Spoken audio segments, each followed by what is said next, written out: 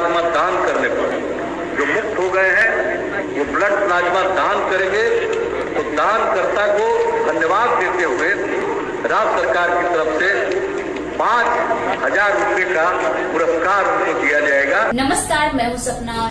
आज स्वतंत्रता दिवस है और इस मौके पर पटना के गांधी मैदान में बिहार के मुख्यमंत्री नीतीश कुमार ने झंडोत्तोलन किया। इस दौरान डिप्टी सीएम सुशील कुमार मोदी समेत कई और नेता भी मौजूद थे।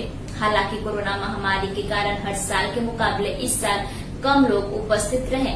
बता दें कि झंडोत्तोलन के बाद गांधी मैदान के मंच से मुख्यमंत्री नीतीश कुमार ने बिहार वासियों को संबोधित किया।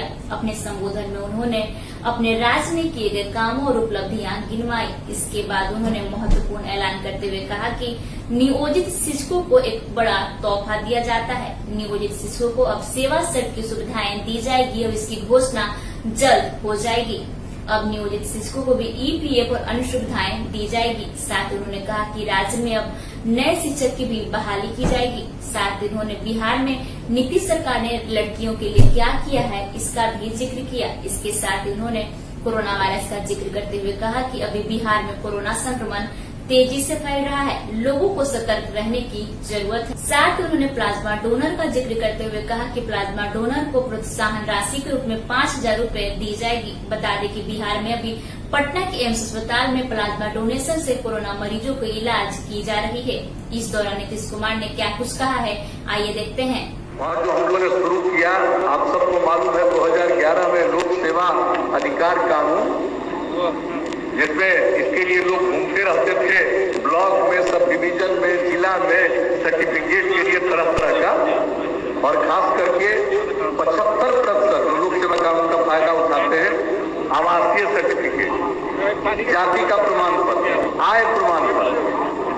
और अब जानते हैं हम लोगों को क्या सुविधा हो गई, उसके लिए केंद्र बना दिया गया। अब इतने दिनों में 11 से हम लोगों ने शुरू किया, अभी 10 साल भी नहीं पूरा हुआ, लगभग 9 साल। अब 23 करोड़ 88 लाख आवेदनों का निष्पादन हुआ। और इसके बाद आप जानते हैं 16 से हमने लोक शिकायत निवारण अधिकार कानून लागू किया। इसमें लोगों ने शिकायतों का निपटारा जो करवाया है एकदम तेजी से होता है, समय सीमा निर्धारित है, और 7,03,000 से अधिक आवेदनों का निष्पादन हुआ। पहले रोड टूट जाता था, बाद में उसका एस्टीमेट बनेगा, टेंडर होगा, अब फिर से बनेगा। अब हमने कह दिया रोड बनता है, उसका हर समय मेंटेनेंस पर नजर रखना ये काम, और ये काम उसका अनुरक्षण होता रहेगा। ये सब हुआ। नेशनल हाईवे जो केंद्र से बनता है उसकी चर्चा हम नहीं कर रहे हैं। हम स्टेट हाईवे या और जो पथ निर्माण विभाग का सड़क है, राज्य सरकार की तरफ से अब तक 54,461 करोड़ रुपए की राशि व्यय की गई। और उसी तरह से ग्रामीण सड़कों में जो राज्य की तरफ से निर्माण हुआ, उसमें 34,287 करोड़ रुपया खर्च किया गया। ये जो कोरोना आ गया, पहले से शुरू कर दिया गया 5 जून से, और 9 तारीख तक, 9 अगस्त तक 2 करोड़ 51 लाख की जगह पर 3 करोड़ 47 लाख पौधे लगे हैं। अब कितनी जागृति आई है, मैं सबको बधाई देता हूँ। और एक बात, 7 निश्चय या जल जीवन हरियाली अभियान, ये सब पर काम, एक एक काम को किया है। और आप लोगों को हमने कुछ बातों की जानकारी दी, समय तो लग गया, लेकिन हम इतना जरूर बताना चाहते हैं कि ये सब काम तो करते ही रहेंगे, लेकिन कुछ और काम करने वाले तो उसकी सूचना हम दे देना चाहते हैं।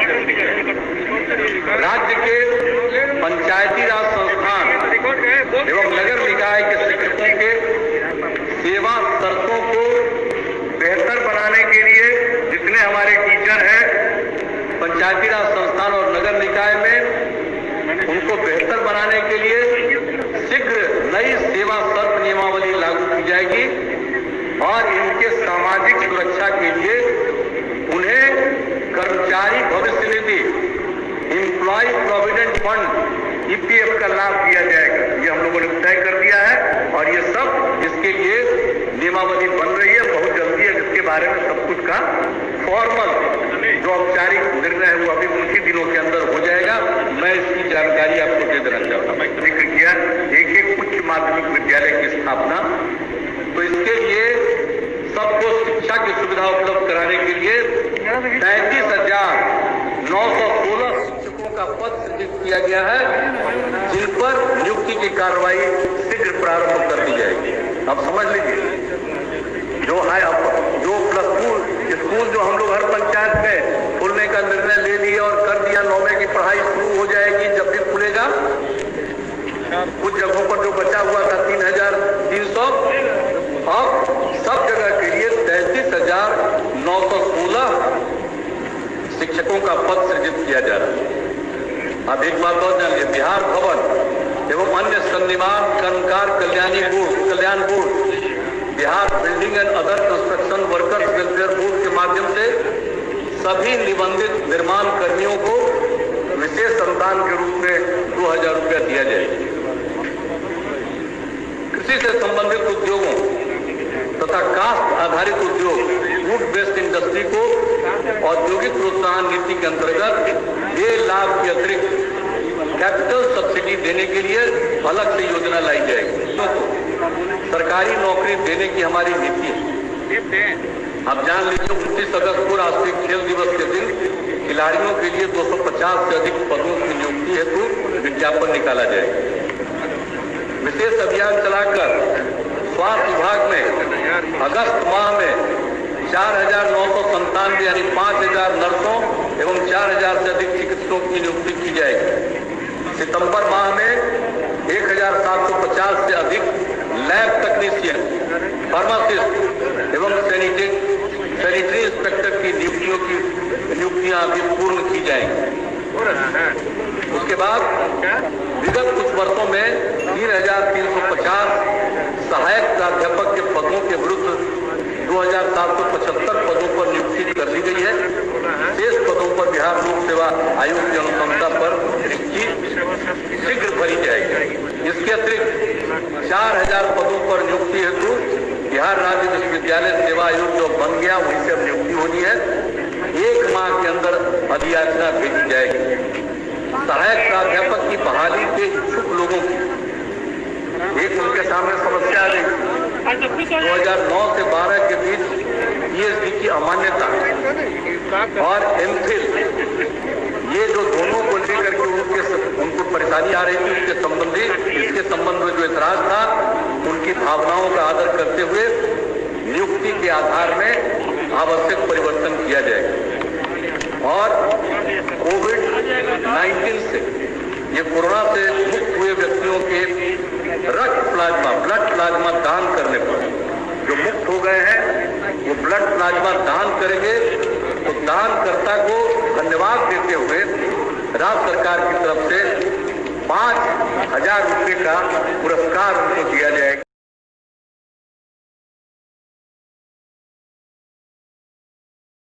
इस प्रकार की और भी खबरों से रूबरू होने के लिए इस चैनल को सब्सक्राइब कीजिए और हमारे साथ बने रहें। Subscribe to my channel and also press this bell icon.